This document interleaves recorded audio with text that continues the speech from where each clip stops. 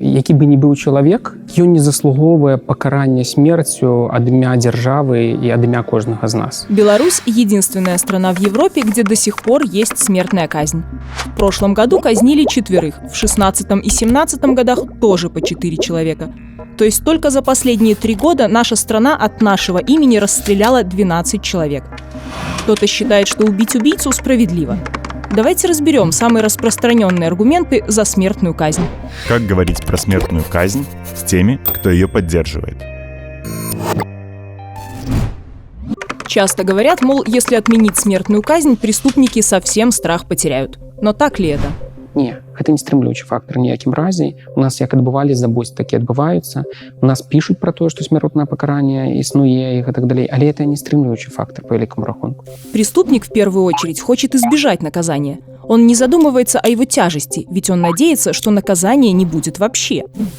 Уровень преступности потихоньку снижается со 150 тысяч преступлений в 2009 до 83 тысяч в 2018, то есть почти в 2 раза.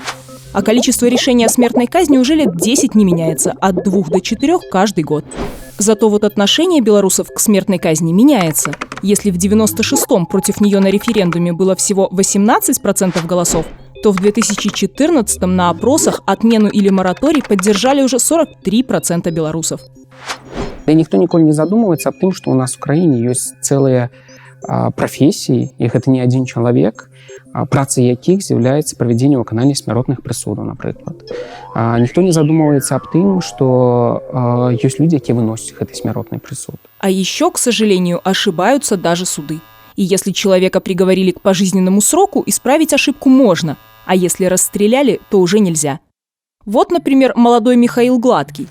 В 2003 году его приговорили к 8 годам тюрьмы за убийство брата. А изначально судили за убийство брата и матери, то есть могли приговорить к смертной казни. Обвиняли в убийстве, в двойном убийстве его обвиняли. Хотя я знаю, что я его очень много лет знаю, он на такое не способен. Дали 8 лет.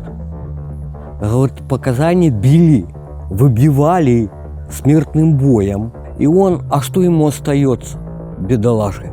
Михаил отсидел 5 лет, еще 2 года провел на исправительных работах, год списали по амнистии.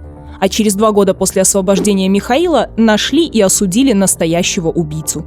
Пока Гладкий сидел в тюрьме, у его жены случился сначала инфаркт, потом инсульт. Через 3 месяца после освобождения мужа она умерла. А весной этого года не стало и Михаила Гладкого.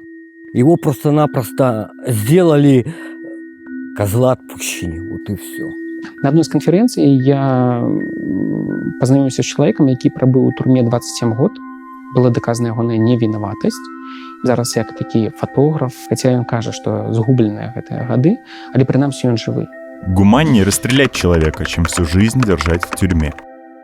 Я з упэўненасцю могу сказать, бо я працую по гэтым кейсам, что ніводзін чалавек не хотел бы атрымаць смяротны прысуд, и калі у яго есть пажыццёвы, он все ж таки спадзяецца.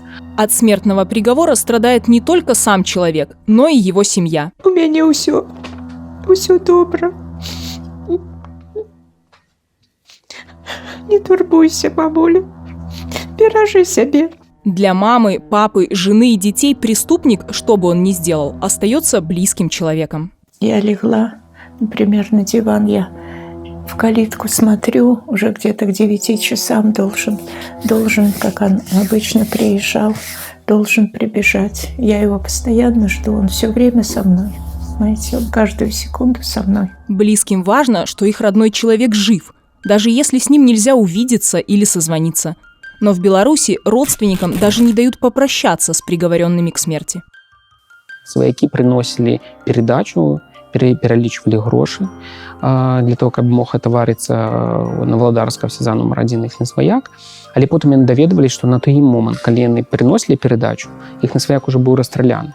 Те, которые, понимаете, не верят в это и говорят, что надо, я просто хочу, чтобы они со мной пообщались, я их во всем переубежу. А если бы он убил вашего ребенка, тоже бы его защищали? Я человек. Я маю право на эмоции, и это может быть. Але держава не мае права на эмоции. і мае права прыводзіць у выкананне смяротнай прысуды ад імя кожнага з нас. Основной аргумент сторонников смертной казни – справедливость. Мол, если убил кого-то или опасен для общества, нужно воздать по заслугам.